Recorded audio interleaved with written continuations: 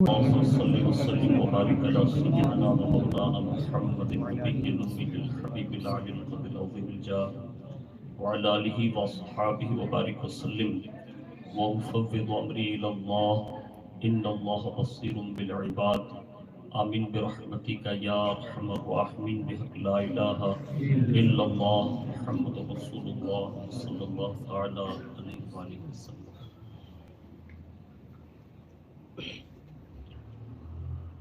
لائق تکریم واجب الاحترام معزز باوقار سادات کرام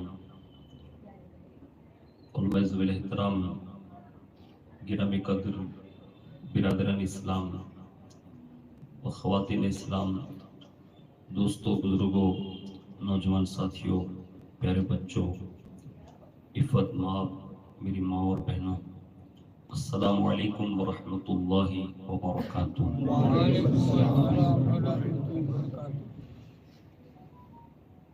الحمد للہ رب العالمین والعاقبۃ للمتقین والصلاة والسلام علی سید الانبیاء والمرسلین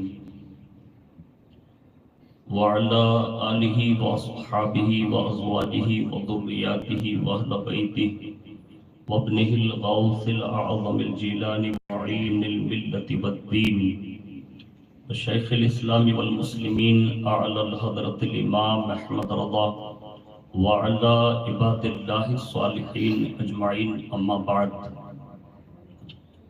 فأعوذ بالله من الشيطان الرجيم، بسم الله الرحمن الرحيم، یا ایہا الذین آمنوا اتقوا اللہ وکونوا مع الصادقین، صدق اللہ العظیم وصدق رسولہ النبی الامین المختار الکریم ونحن علی ذلک لمن الشاہدین والشاکرین والحمد للہ رب العالمین۔ آئیے سب سے پہلے مذہب اہل سنت والجماعت یعنی کہ مسلک اعلیٰ حضرت کے قدیم دستور کے مطابق ہم سب کے آقا و مولا حضور سراپا نور سیدنا محمد رسول اللہ صلی اللہ تعالی علیہ وآلہ وسلم کے گہربار میں جی لگا کر بڑی توجہ کے ساتھ درود پاک کی نظریں پیش کر لیں۔ اللہم صلی علی سیدنا مولانا محمد معدن الجود والکرم وعلى آلہ وصحابہ وبارک وسلم، صلاۃ و سلام علیک یا رسول اللہ صلی اللہ تعالی علیہ وآلہ وسلم۔ نبی اور آل نبی پر ایک بار اور محبت کے ساتھ درود شریف کی نظر پیش فرما لیں۔ اللہم صلی وسلم وبارک علی سیدنا و مولانا محمد النبی الأمی الحبیب العلی القدر العظیم الجاہ وعلى آلہ وصحابہ وبارک وسلم، صلاۃ و سلام علیک یا رسول اللہ صلی اللہ تعالی علیہ وآلہ وسلم۔ حصول برکت کے لیے مکین گنبد خضرا کا تصور کرتے ہوئے ایک بار اور جی لگا کر درود پاک پڑھیں۔ اللہم صلی علی سیدنا مولانا محمد معدن الجود والکرم وعلی آلہ واصحابہ وبارک وسلم، صلاۃ و سلام علیک یا رسول اللہ صلی اللہ تعالی علیہ وآلہ وسلم۔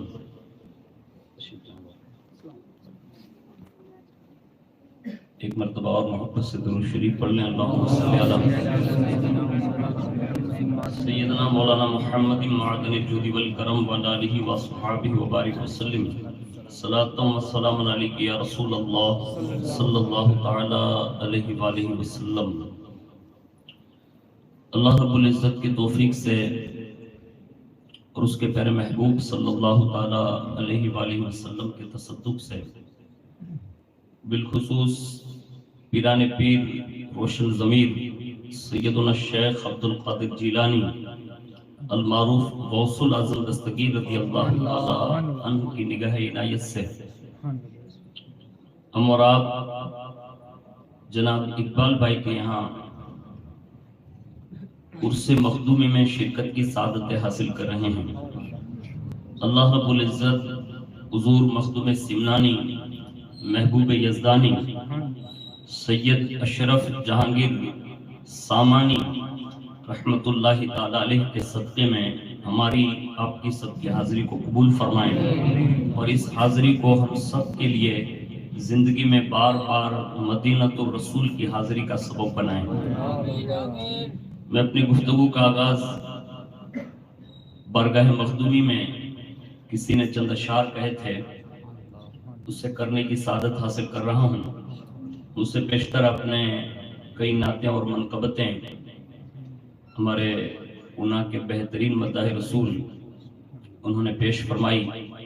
دعا کرتے ہیں کہ اللہ تعالی ہمارے سنی والجماعت کے ہر نوجوان کو نعت خوانی کی توفیق نصیب فرمائے۔ وہ کہتے ہیں کہ اشرفی سلسلے کی بڑی شان ہے،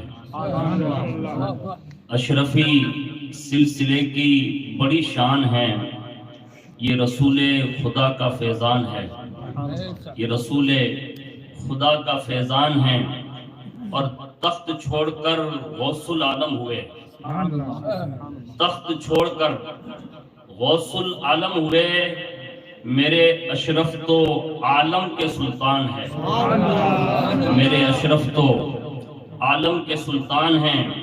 اور آگے بڑھ کر کہتے ہیں ایک جگہ پر، اور میرے خیال سے اگر میرے علم میں یہ بات ہے تو یہ کلام غالباً حضور سیدی اعلیٰ حضرت اشرفی میاں رحمت اللہ تعالی علیہ کا لکھا ہوا ہے، اور انہی کی طرف ہو سکتا ہے یہ منسوب ہیں۔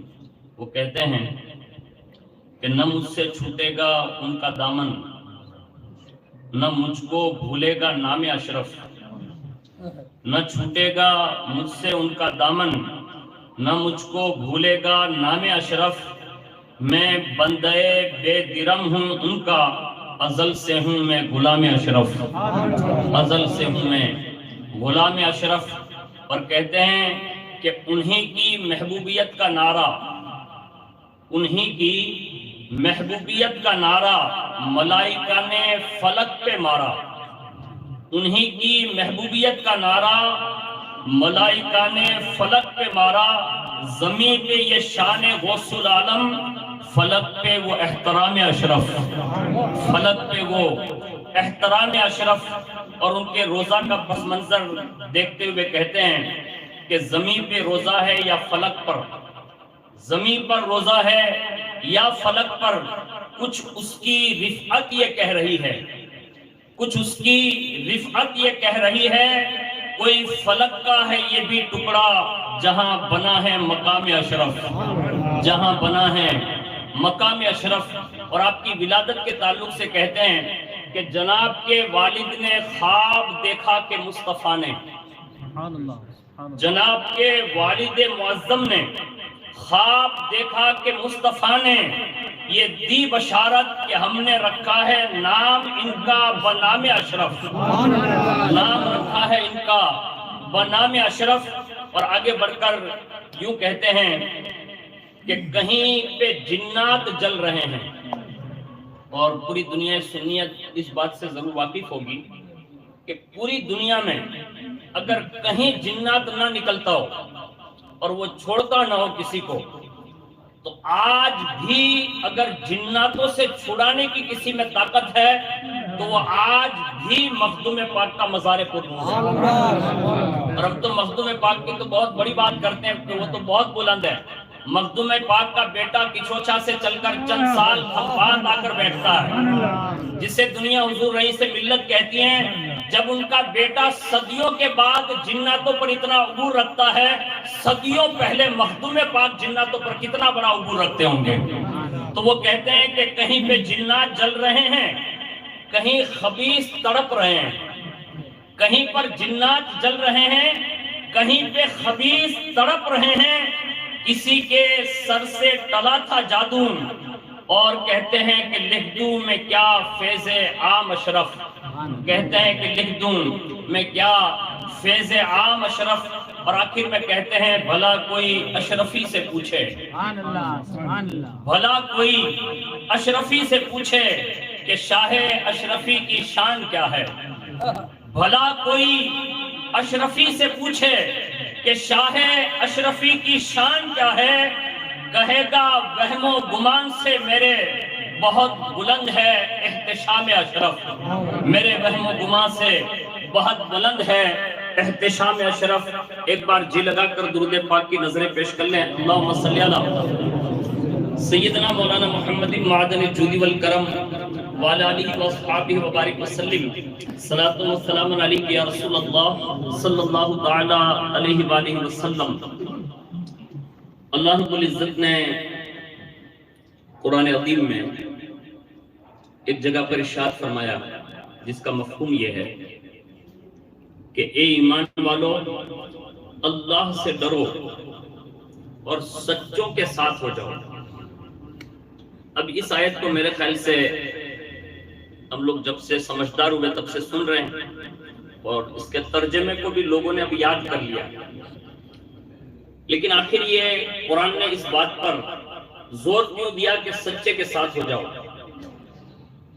تو دنیا آج بھی، پوری دنیا کو اگر آپ ملاحظہ کر لیں تو آج بھی اگر کسی شخصیتوں کا مرتبہ اور کسی کے نام کے ڈنکے بج رہے ہیں تو آپ یہ باور کریں گے کہ وہ کسی سچے کے ہی ڈنکے ہوں گے، یعنی کوئی جھوٹا مشہور نہیں ہو سکتا۔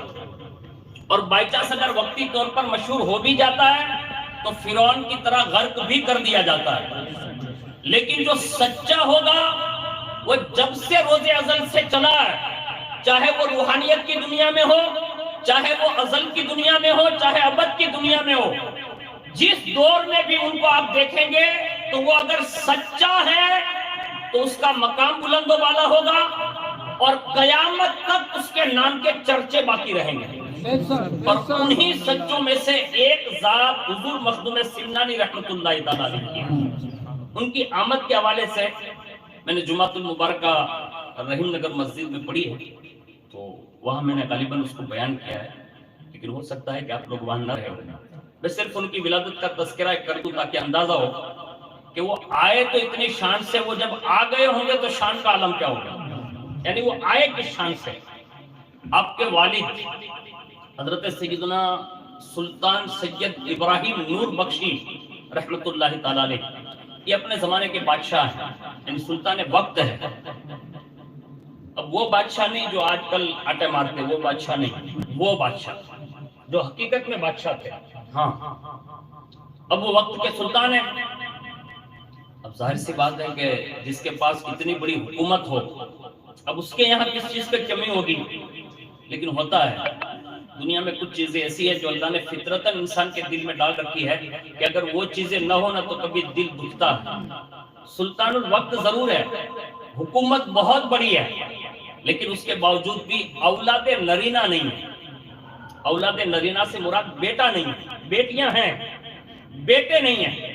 اور جب بیٹوں کی کمی کا احساس ہوا، اور یہ کمی کا احساس بھی آپ کی دعا سے ثابت ہے، دعا بھی کرتے تھے تو یوں کہتے تھے کہ اللہ ایسا کوئی وارث عطا کر دے جو میرے اس نظام کو سنبھال لے۔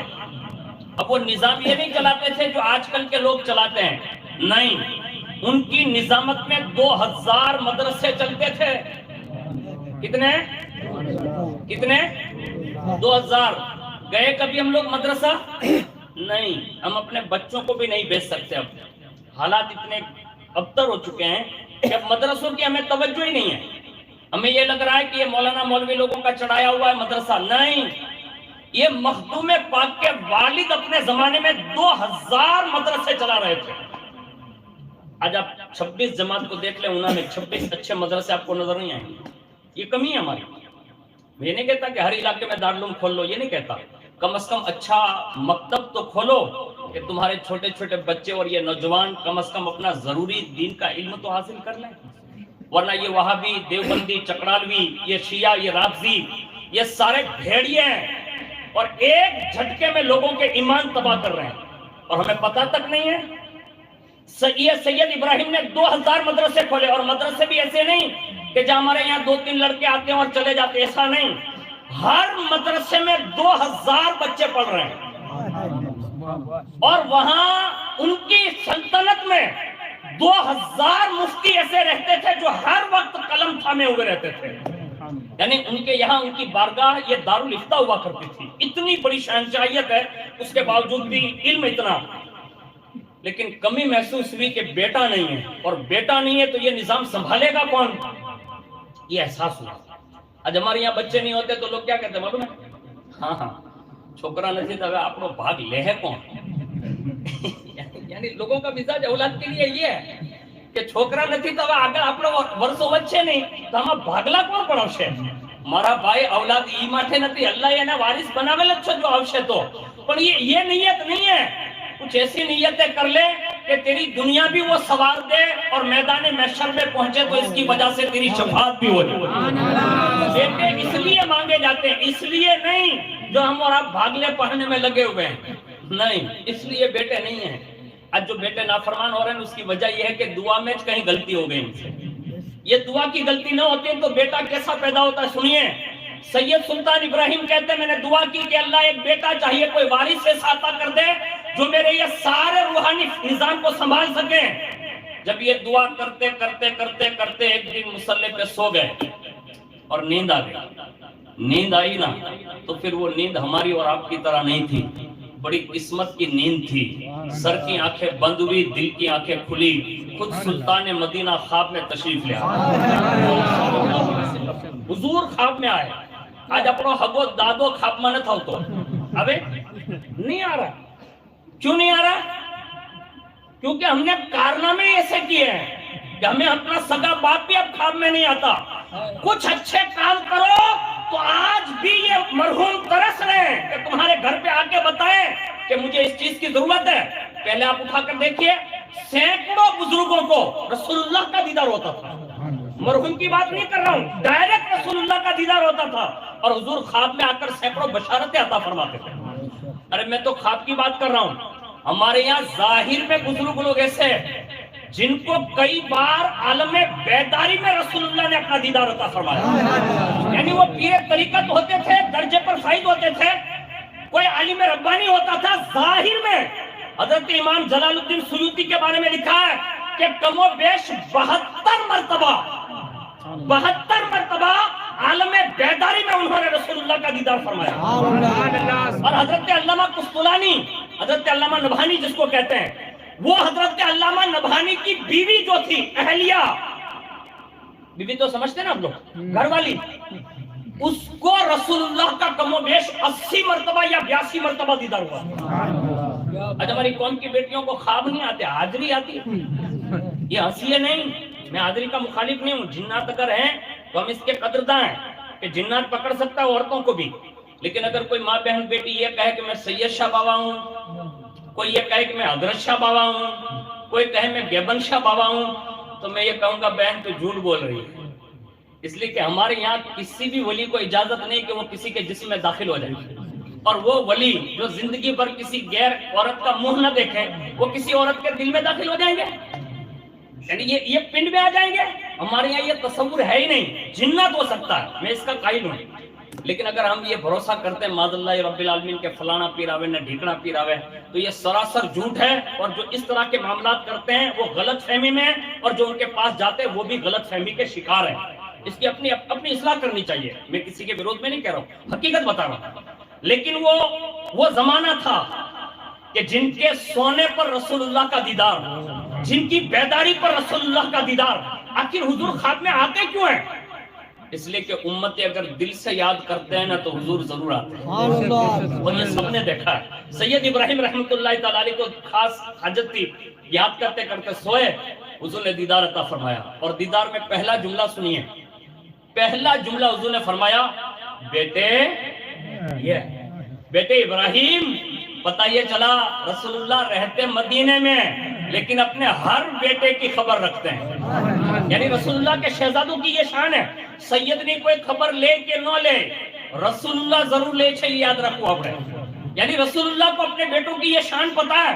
آ کر فوراً یہ کہا بیٹے سید ابراہیم تردد میں ہو، کیا بات ہے؟ عرض کیا نانا جان بیٹا نہیں ہے. جب یہ سنانا تو حضور مسکرائے، ارشاد فرمائے سید اب تردد تیرا ختم ہو گیا، اب متردد نہ رہنا، بلکہ اللہ تجھے ایک نہیں 2 بیٹے عطا فرمائے. 2 بیٹے کی بشارت دی، اور خالی بشارت نہیں دی، نام دیا. کہا پہلے بیٹے کا نام محمد اشرف رکھنا، دوسرے بیٹے کا نام محمد عارف رکھنا، 2 بیٹے دیے، اور تیسری بشارت دی، کہا یہ جو اشرف آئے گا نا اشرف، کہا ہاں، کہا سید وہ تیری ظاہری حکومت پر نہیں، وہ میری روحانی حکومت پر سلطنت کرے گا، یعنی چند روز بیٹھے گا، اس کے بعد اسے اس میں مزہ نہیں آئے گا، یعنی بادشاہت کرنے میں اسے دلچسپی نہیں ہوگی، وہ دل کا جو ہے عاشق الہی ہوگا، اور دل و دماغ اس کے ہر وقت میرے عشق میں تڑپیں گے، وہ چند روز تیری نظام پر بیٹھے گا ضرور، چند روز کے بعد وہ چھوڑ کر وہ صرف میرے لیے نکل جائے گا اور میرے دین کے لیے نکلے گا، اور دنیا دیکھے گی کہ جو سید تیری کرسی پر بیٹھ کر تیرا محمد عارف کام نہ کرے گا، وہ میری روحانی حکومت پر چل کر سید محمد اشرف سمنانی کر کے دکھائے گا۔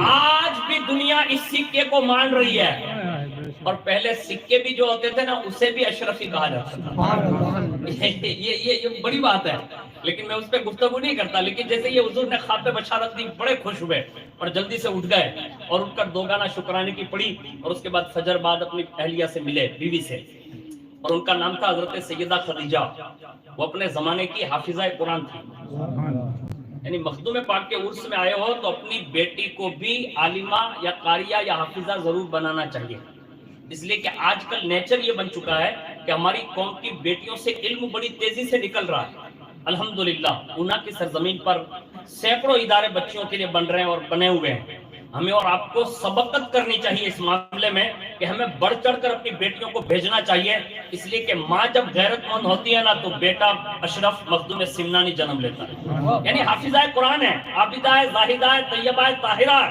اور اپنے زمانے کی ولیہ کاملہ ہے۔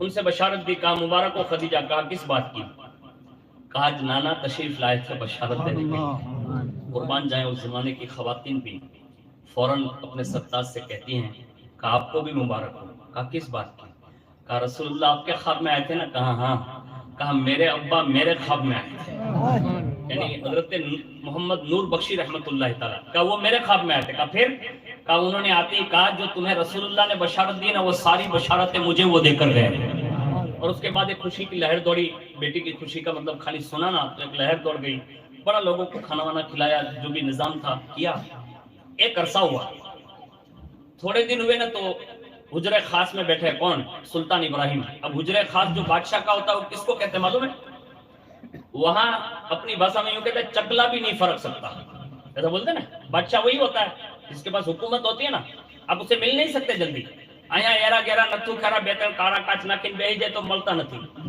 اب وہ تو بادشاہ ہے اور رسول اللہ کا بیٹا، اب جب ان کی شان یہ ہے، یہ لوگ اس طرح نہیں مل سکتے تو ان کی شان کتنی بلند ہوگی، اور وہ بھی خاندان رسول ہیں، اتنا جلدی تو حجرے خاص میں کوئی آ نہیں سکتا۔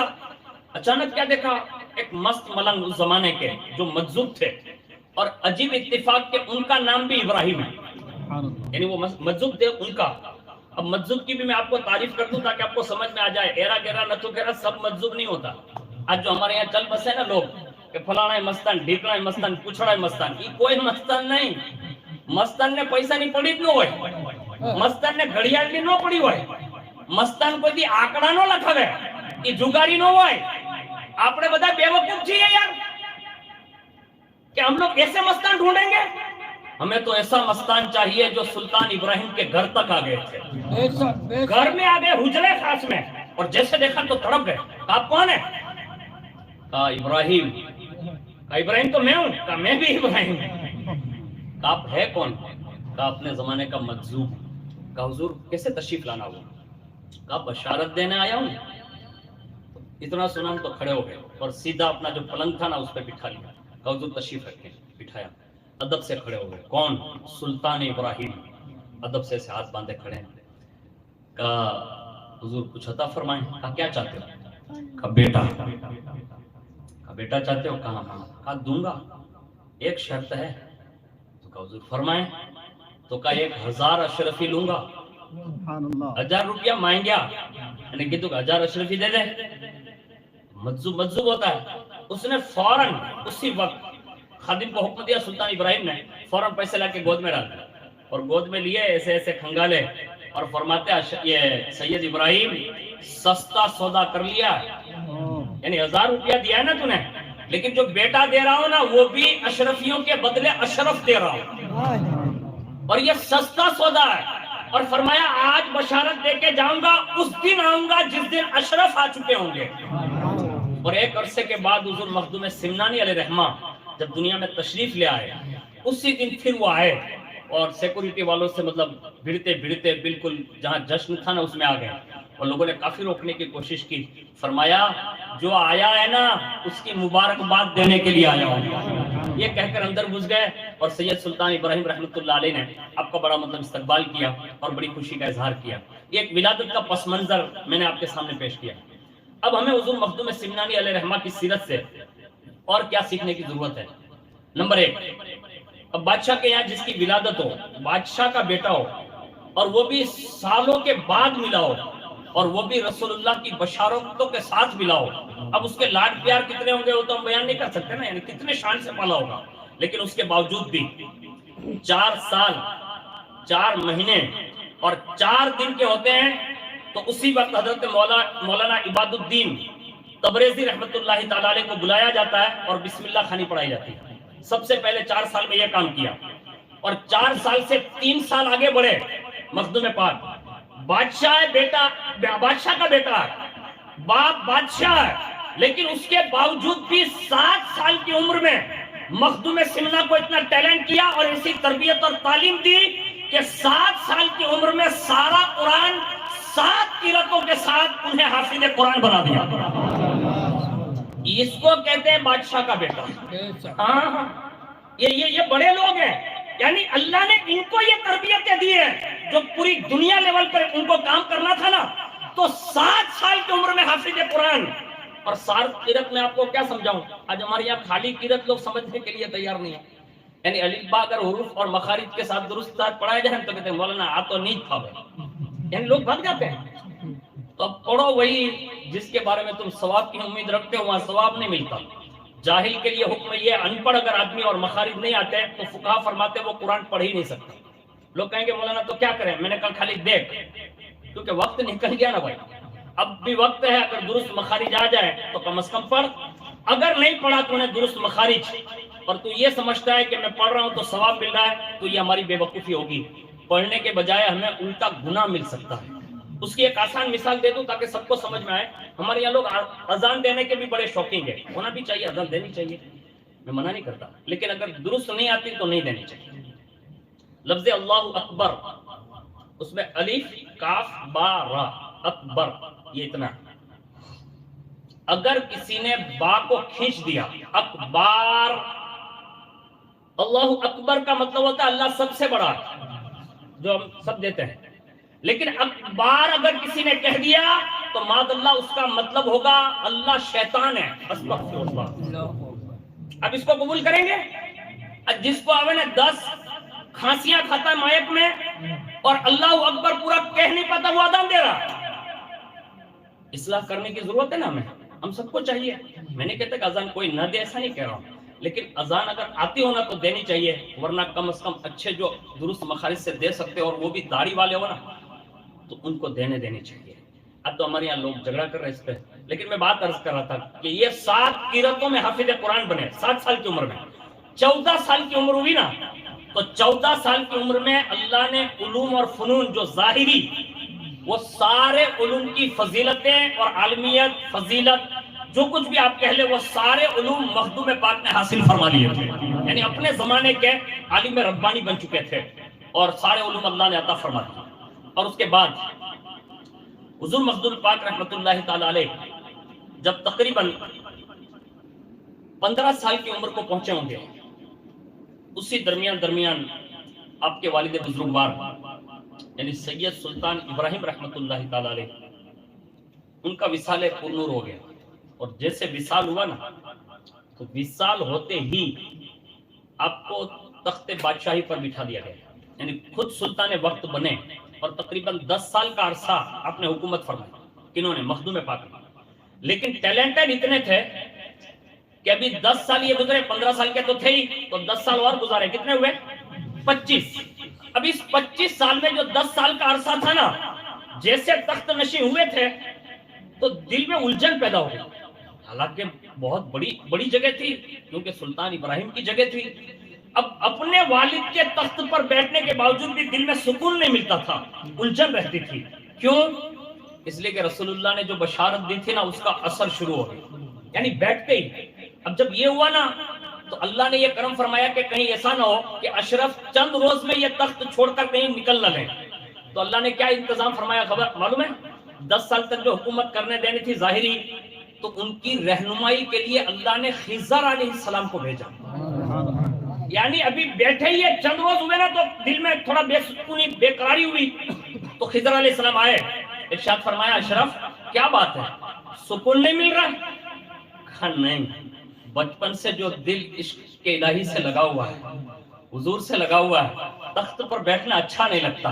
کہا ابھی مدت پوری نہیں ہوئی ہے، ابھی مدت تک رکنا ہے. تو کہا سکون نہیں مل رہا ہے. تو کہا سکون کے لیے ایک نسخہ دیا جا رہا. تو کہا وہ کیا ہے؟ تو فرمایا کہ مراقبہ کرنا، اسم ذات یعنی اللہ کا نام، اسم ذات مراقبے کی حالت میں پاس الفاظ کے ساتھ اب کیا کرنا، آپ کو سکون مل جائے گا. اب اس کو اپنی سادی بھاشا میں یوں کہہ دوں کہ آنکھوں بند کری અને મેઠું મોઢું નાખી અને આ શ્વાસ જે આપણે લઈએ ને એનથી અલ્લાહ અલ્લાહ અલ્લાહ કરવું, ખાલી શ્વાસ થી, જબાન થી નહીં. یہ ہے پاس الفاظ. اس کی تعلیم دی، کہا یہ کیا کرنا، اللہ تمہیں تخت پر بھی سکون عطا فرمائے گا.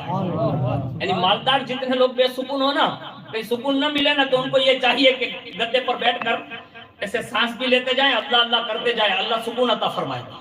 یہ خضر علیہ السلام نے تعلیم دی. چند روز ہوئے، پھر مزہ نہیں آتا تھا. اللہ نے کرم یہ فرمایا، دوسرے بزرگ کو بھیجا. یعنی یہ تو کر ہی رہے تھے، دوسرے بزرگ کو بھیجا. اور وہ بزرگ بھی ہمارے اور آپ کے آج کل کے لوگوں کی طرح نہیں، ڈائریکٹ یمن، اور یمن میں سے کرن میں سے وراء الورا کی منزل پر فائز ہونے والے سیدنا خواجہ اویس کرنی کو بھیجا. اور وہ تشریف لائے اور فرمایا سید کیا بات ہے، دل کو سکون نہیں ہے؟ کہا نہیں ہے. کہا میں بھی تمہیں چند وظیفے دے دیتا ہوں. کہا حضور کون سے سلسلے کے؟ کہا سلسلہ اویسیہ کے دیتا ہوں. اب سلسلہ اویسیہ میں آپ کو سمجھا نہیں سکتا، لیکن اتنا عرض کر دیتا ہوں کہ اگر کوئی مراقبے کی کیفیت میں کچھ منزل ہے، وہاں جب پہنچ کر وہ اس منزل پر پہنچ جاتا ہے نا، پھر اس کو کسی سے جڑنے کی ضرورت نہیں ہوتی، ڈائریکٹ فیض اویسیہ شروع ہو جاتا. اور فیض اویسی یہ ہے کہ عمر اور حضرت سیدنا مولا علی جب اویس کرنی سے ملنے جاتے ہیں اور حضور کا تعارف پیش کرتے ہیں اور دعائیہ کلمات کے لیے کہتے ہیں، اور جب بات ختم ہوتے ہوتے عمر اور علی نے جب حضور کا ذکر کیا تو بڑی وجدانی کیفیت بنی. دیکھا نہیں ہے رسول اللہ کو، وجدانی کیفیت بنی. اور انہوں نے یہ کہہ دیا نہ، کہا اویس جب نام پر اتنا جھومتے ہو تو دیکھنے کیوں نہیں آئے؟ یعنی حضور کا نام سنا تو وجد آ گیا. تو کہا جب اتنے بڑے عاشق ہو تو حضور کو دیکھنے کیوں نہیں آئے؟ بس اب یہ سلسلہ اویسیہ سنی. انہوں نے عرض کیا حضور آپ بڑے خوش قسمت ہے کہ آپ نے حضور کو اپنی آنکھوں سے دیکھا ہے. میں بڑا دور ہوں، میری کچھ مجبوری حضور جانتے ہیں، نہیں آ سکا. لیکن آپ نے دیکھا ہے تو ایک بات عرض کروں اگر بے ادبی نہ ہو. فاروق اعظم نے فرمایا اویس بولو بولو، ہم نے ہر وقت رسول اللہ کی زبان سے تمہارے تذکرے سنے ہیں، یعنی تمہیں بولنے کی اجازت ہے، آپ بولو نا. اب صحابی صحابی ہوتا ہے، تابعی تابعی ہوتا ہے، لیکن اجازت دی. آپ بولیے. تو کہا حضور اگر بے ادبی تصور نہ کریں تو عرض کروں امان ملے. کہا فرمائیے. تو انہوں نے ایک بات عرض کی. کہا حضور آپ یہ بتا سکتے ہیں کہ حضور کی مبارک بھوئیں ملی ہوئی تھی یا جدا جدا تھی؟ یہ سوال ہوئے سے کرنی ہے. کن کو؟ جو ہر وقت رسول اللہ کے دربار میں موجود ہے. خاموش کھڑے، آنکھوں سے اشک جاری ہو گئے. اور ان کا ادب یہ تھا رسول اللہ کے صحابہ کا. اسی وقت فرمایا اویس رہتے تھے بڑے قریب، لیکن اس دربار کا ادب اللہ نے اتنا بتایا تھا نا کہ ہر وقت نگاہیں جھکی ہوئی رہتی، دیکھتے ہوئے بھی ایسا لگتا تھا کہ دیکھا نہیں. ہم کہیں بے ادب بھی نہ کر بیٹھے، اس لیے نگاہیں تار کے کبھی چہرے پر نگاہیں نہیں جماتے تھے. یعنی حضور کی شان ہے. میں آپ کو اس بات پر یاد دلا دوں، آپ کو عرض کروں کہ کل ہم بھی مریں گے. ہماری قبر میں चंद फीट की जगह पर हुजूर जलवा फिगन होंगे।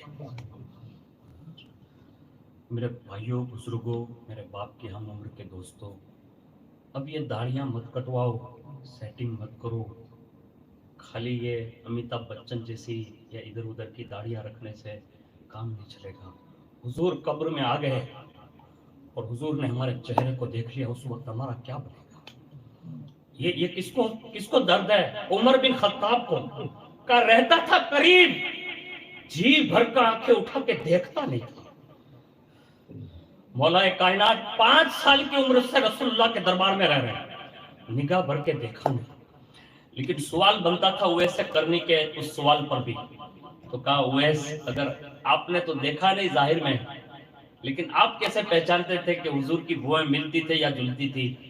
तो क्या बड़ा सुहाना जवाब दिया, जो सिलसिले उवैसिया का फैज बता रहा हूँ। कहा मेरा काम यह है, मैंने जाहिर में तो नहीं देखा, लेकिन मेरा जो सिलसिला है ना उवैसी, मैंने उस बहाने बार बार देखा। तो कहा कैसे देखा?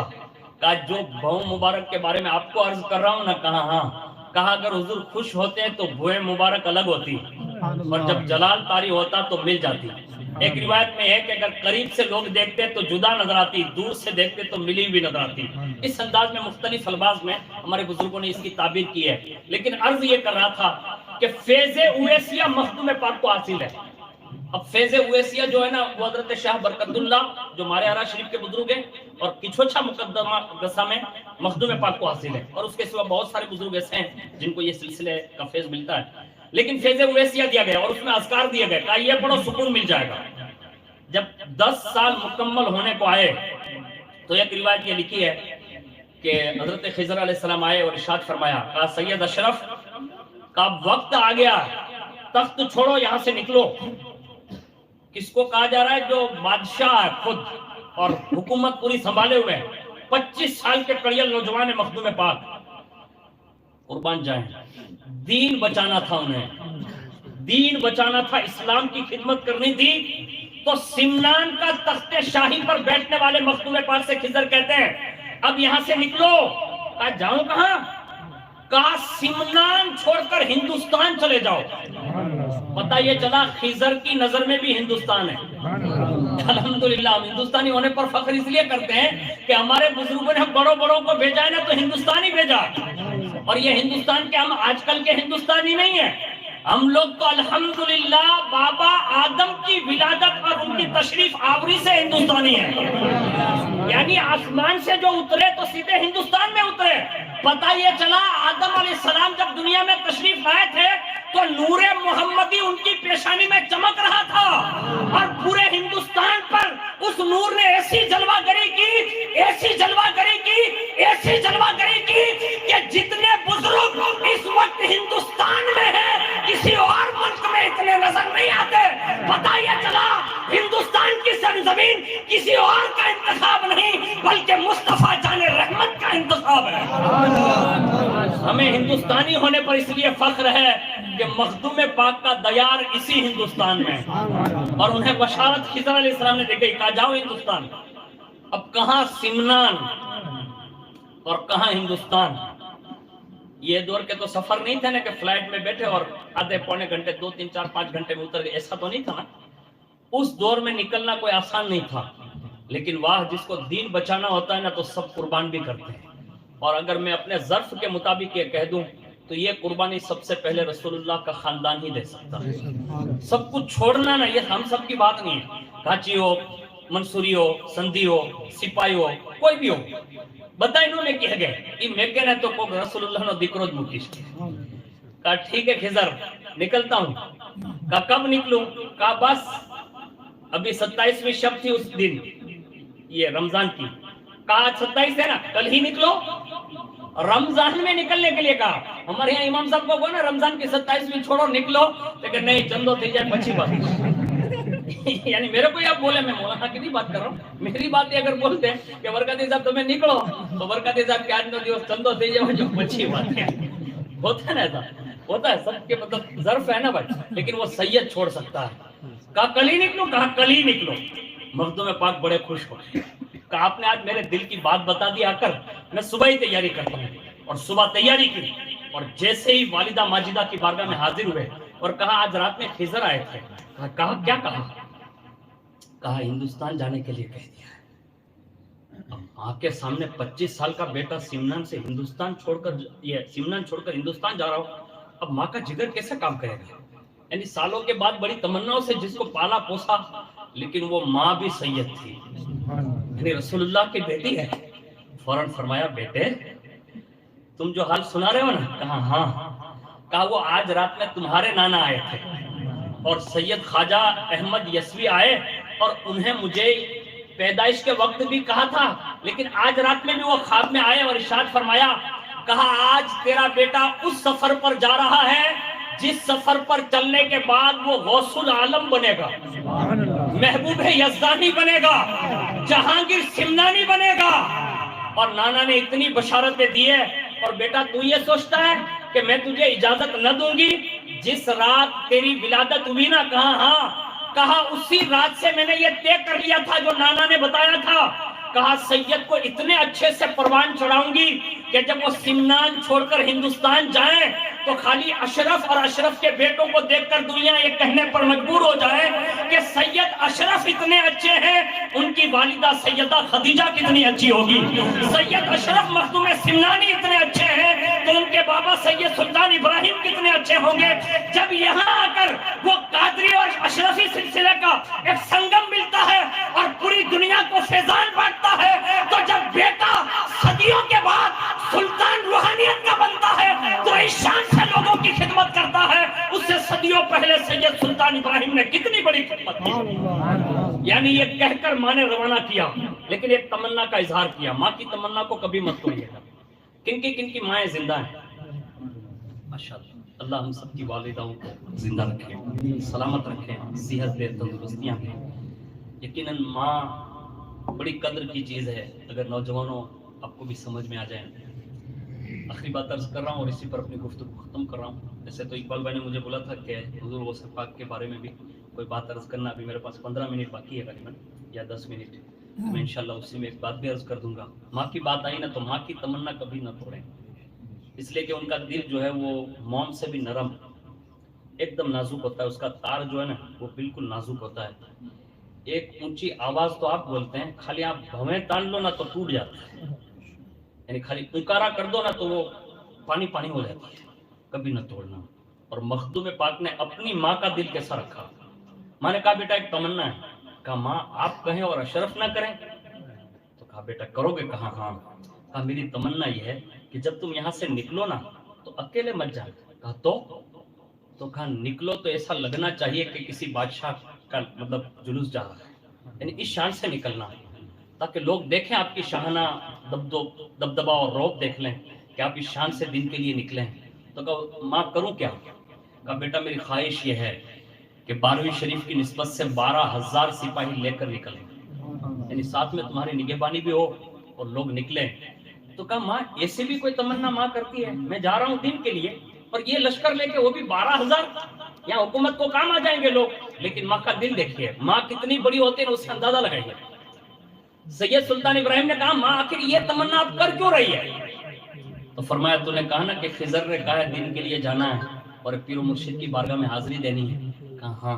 کہا تو بیٹا میری تمنا اس لیے یہ ہے کہ جب آپ یہاں سے جاؤ گے نا تو آپ تو ہمیشہ کے لیے تشریف لے جا رہے ہیں، تو کم از کم میں اپنے دل کو یہ کہہ کر ٹھنڈک دے لوں گی کہ میرا بیٹا لشکر لے کر گیا ہے، تو ہو سکتا ہے کسی جنگ پر گئے۔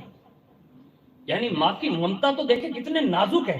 یہ نہیں کہا کہ تجھے لوگ دیکھ لے، بلکہ تڑپ یہ تھی کہ بیٹا جب بھی تیری یاد آئے گی نا تو دل کو سکون یہ کہہ کر دے لوں گی کہ اشرف تو لشکر کشی کے لیے گیا ہوا، لشکر لے کر گیا، اس لیے دل کی تسلی کے لیے یہ کہہ کر بیٹے کو رخصت کیا۔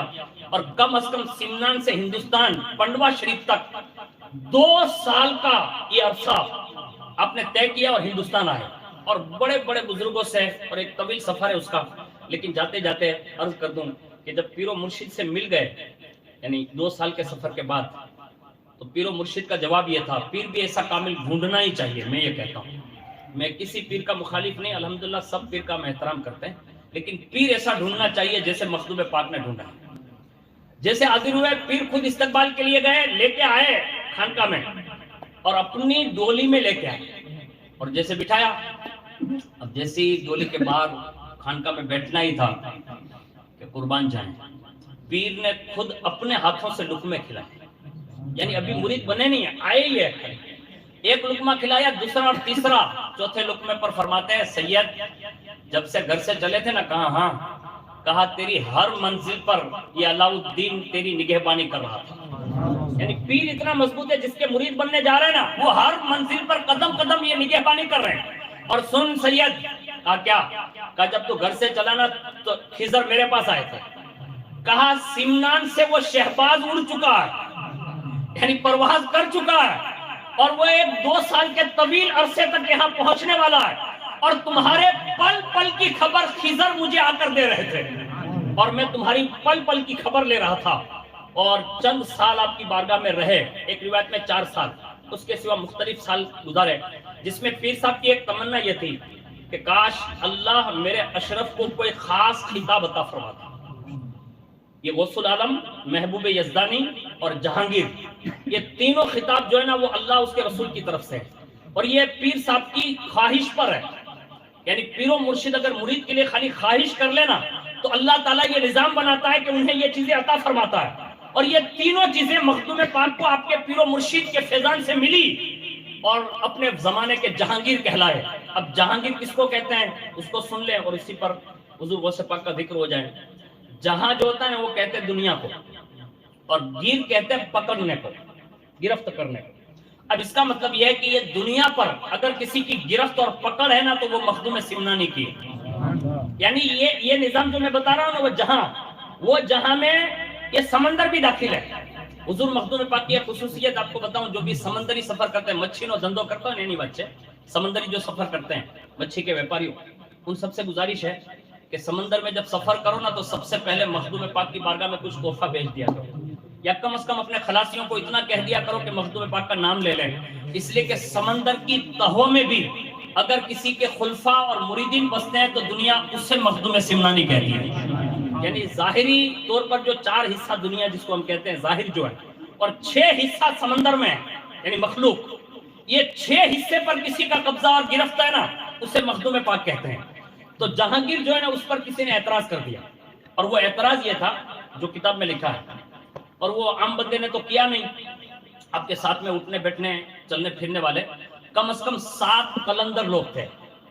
اب جو قلندر ہوتے ہیں ان کا ایک منصب ہوتا ہے اپنا.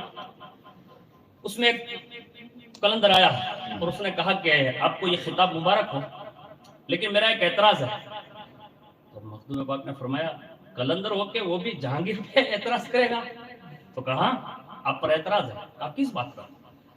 کہا محبوب یزدانی تو سمجھ میں آتا ہے, غوث العالم بھی سمجھ میں آتا ہے, جہانگیر سمجھ میں نہیں آتا. اب پڑھے لکھے تھے آپ تو آپ نے جلدی کوئی بحث نہیں کی. فرمایا میں تمہیں عقلی دلیلیں دیتا ہوں, عقلی دلیلیں.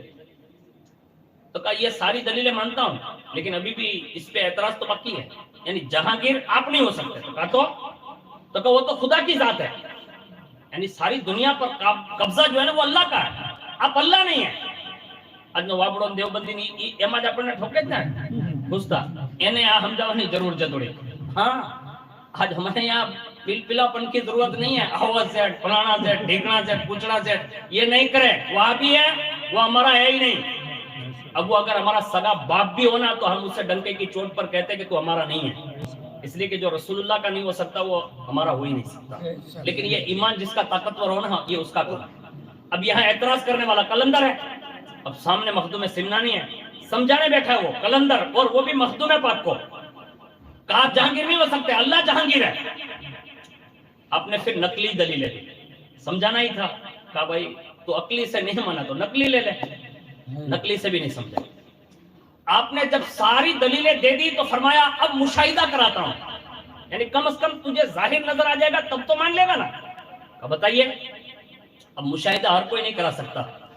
अब जो लोग मुशाहिदा कराते हैं और जो लोग मान जाते हैं मैं नहीं समझता, बड़ा मुश्किल है इस दौर में. तो हाँ होता है, ऐसा हो रहा है, लोगों को बेवकूफ बनाया जा रहा है. अल्लाह हम सबकी हिफाजत करे. ऐसे मुगालत में मत पड़िए کسی اہل دل سے رابطہ ضرور رکھیے, کسی عالم ربانی سے رابطہ رکھیے, کم از کم آپ بچا لیے جاؤ گے, ورنہ گمراہ کر دیے جا سکتے ہیں. آج نہ ایرا گیرا نتھو پھرا سادھو پاہے اپنا مسلمان بھائیو جاؤ بیٹا. آپ کو پتا ہے یہ ہتھیلی માં દેખાડશે તમને, એ તમને પ્લેટમાં દેખાડશે. મારા બાપ જેની પાસે મખદુમે સિમનાની જેવા પીર હોય ને એને કોઈની પાસે જવાની જરૂર નથી યાર.